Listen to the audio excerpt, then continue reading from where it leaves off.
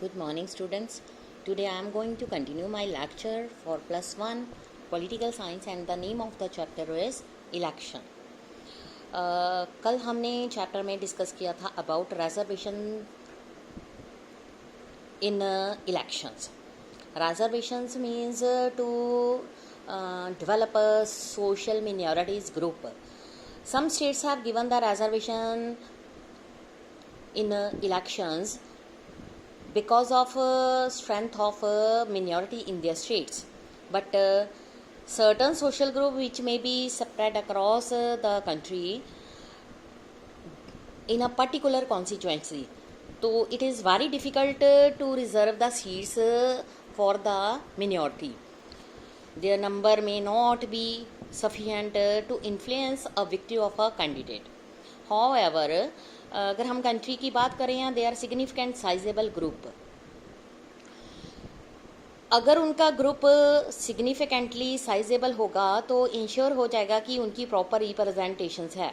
System of reservation जो है वहाँ पर नेसेसरी हो जाएगा.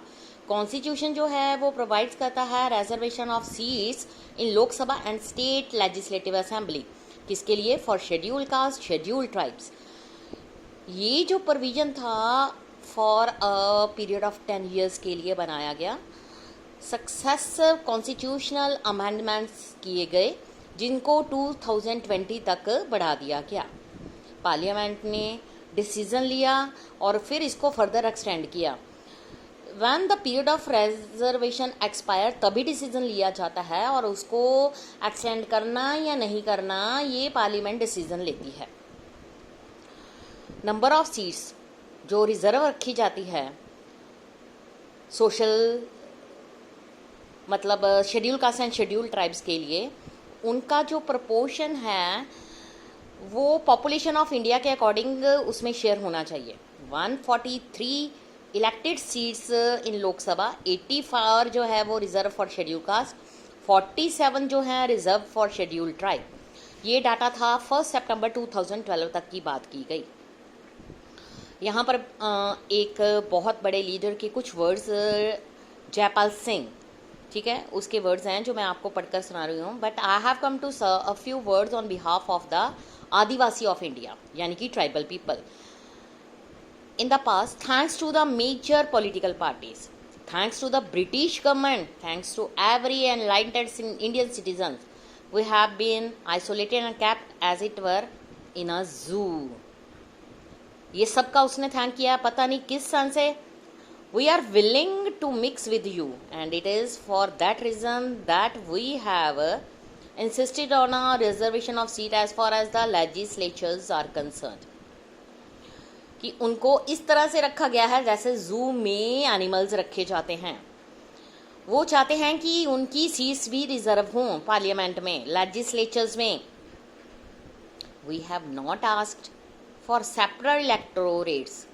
क्या हम ऐसी डिमांड नहीं कर सकते? Under the 1935 act throughout the legislation in India there were all together only 24 Adivasi MLA out of total 1585. Not a single representative at the centre. जो रिजर्वेशन होती है उसका तभी फायदा होता है अगर उनकी कम्युनिटी हो, वहाँ पर लोग वोट डालने वाले हों.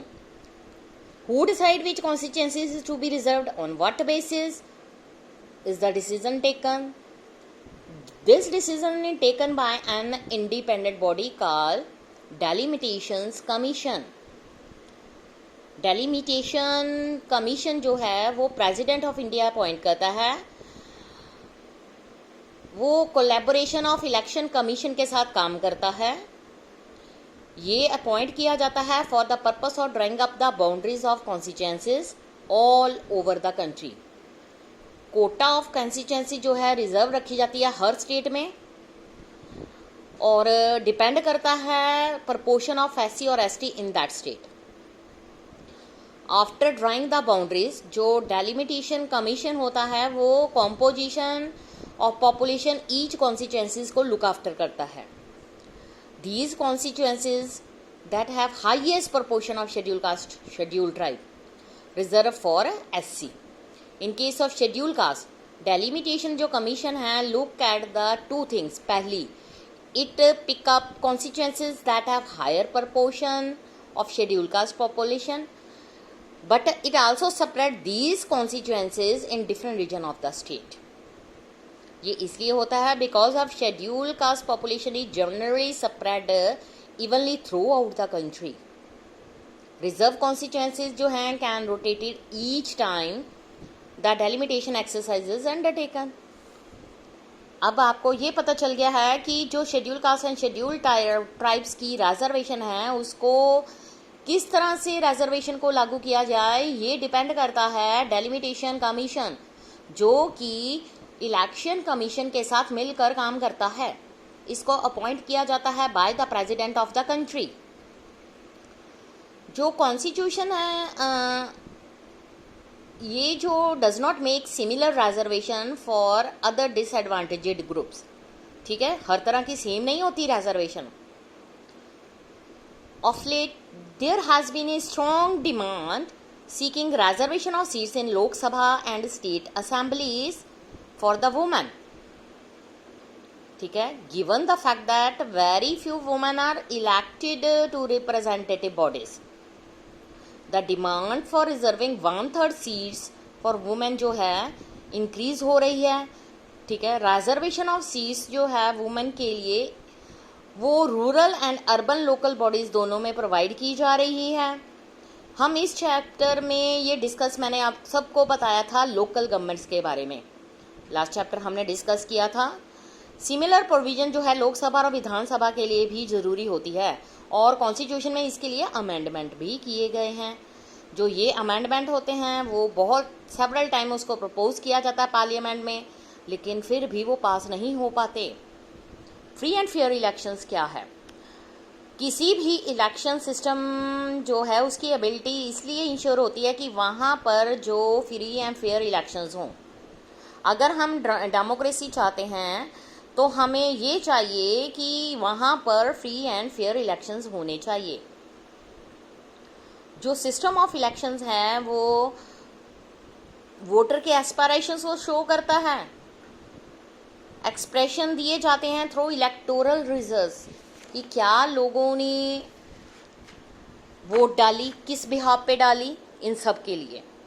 उसके बाद आ जाओ बेटा universal adult franchise and right to contest.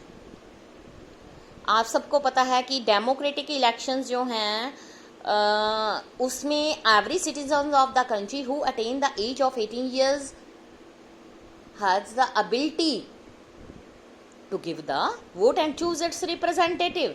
इसको यूनिवर्सल एडल्ट फ्रेंचाइज का नाम दिया गया है. बहुत सारी कंट्री में सिटीजन जो हैं वो अभी भी बैटल लड़ रहे हैं बिकॉज उनके पास अपने रिप्रेजेंटेटिव को चूज करने का राइट नहीं है. बहुत सारी कंट्री ऐसी भी हैं जहां पर वुमेन को भी वोट डालने का राइट नहीं मिला था, लेकिन बाद में उनकी स्ट्रगल के कारण उनको ये राइट मिल गया. सबसे इम्पोर्टेंट डिसीजन जो है फ्रेमवर्कर ऑफ द इंडियन कॉन्स्टिट्यूशन की every adult citizen in India का ये बताना कि उनको वोट डालने का राइट है. ठीक है, 1989 में अडल्ट इंडियन मैन था कि Indian citizen above the age of 21 year. ठीक है, तो अमेंडमेंट जो कॉन्स्टिट्यूशन में किया गया 1989 के बाद, और जो एज थी उसको रिड्यूस करके 18 ईयर्स कर दिया गया. अडल्ट फ्रेंचाइज जो है जो इंश्योर करती है कि सभी जो सिटीजन्स हैं वो अपने रिप्रेजेंटेटिव को सिलेक्ट करने में पार्टिसिपेट कर सकते हैं. ये है इक्वलिटी पर डिपेंड करता है, नॉन डिस्क्रिमिनेशन इसमें होती है. ठीक है, उसके बाद बहुत सारे लोग ये सोचते हैं कि जो राइट टू वोट है वो एजुकेशन क्वालिफिकेशन को ना देखते हुए सबको दे देना चाहिए. बट हमारे कॉन्स्टिट्यूशन मेकर हैं जो उन्होंने ये देखा कि ability and worth of all adult citizens are equal in the matter of deciding what is good for the society country for their own constituency. मतलब ये कहने का था कि कुछ लोगों ने ये ऑब्जेक्शन किया जो 18 ईयर्स का राइट है अगर वो दे दिया जाए वोटिंग के लिए तो सिर्फ उन लोगों को देना चाहिए जिन्होंने एजुकेशन ली हुई है. इलिटरेट पीपल नहीं वोट डाल सकते, लेकिन जो कॉन्स्टिट्यूशन मेकर थे उनको पता था हमारी इंडिया जो है एक बहुत बड़ी कंट्री है, ठीक है। यहाँ पर जो लोग हैं उन सबको पता है कि उनके वेलफेयर के लिए क्या अच्छा है, उनकी कंट्री के लिए क्या अच्छा है, उनकी डेवलपमेंट के लिए क्या अच्छा है, कौन सा लीडर देश के लिए अच्छा काम करेगा। इसलिए जो भी सिटीजन्स वोट डालते हैं तो उसमें किसी तरह की भी डिस्क्रिमिनेशन नहीं की जाती। What is true of the right to का मतलब है कि vote is also true of the right to contest election. हर सिटीज़न, ऑल सिटीज़न जो हैं उनको राइट है इलेक्शन में स्टैंड होने के लिए, रिप्रेजेंटेटिव ऑफ पीपल को चूज़ करने के लिए। डिफरेंट मिनिमम एज है जो कि इलेक्शंस लड़ने के लिए ज़रूरी होती है। फॉर एग्ज़ाम्पल, लोकसभा की असेंबली इलेक्शन में कैंडिडेट जो है उसकी एज जो है 25 ईयर्स ओल्ड होनी चाहिए। कुछ अदर रिस्ट्रिक्शंस भी होती हैं। लीगल प्रोविज़न ये दिया जाता है कि जो पर्सन इम्प्रिजनमेंट फॉर 2 और मोर देन 2 ईयर्स उसको डिस्क्वालीफाई कर दिया जाता है, ठीक है। रिस्ट्रिक्शंस नहीं होती इनकम, एजुकेशन, क्लास, जेंडर, और सबको इलेक्शन लड़ने का पूरा राइट होता है। Thank you students.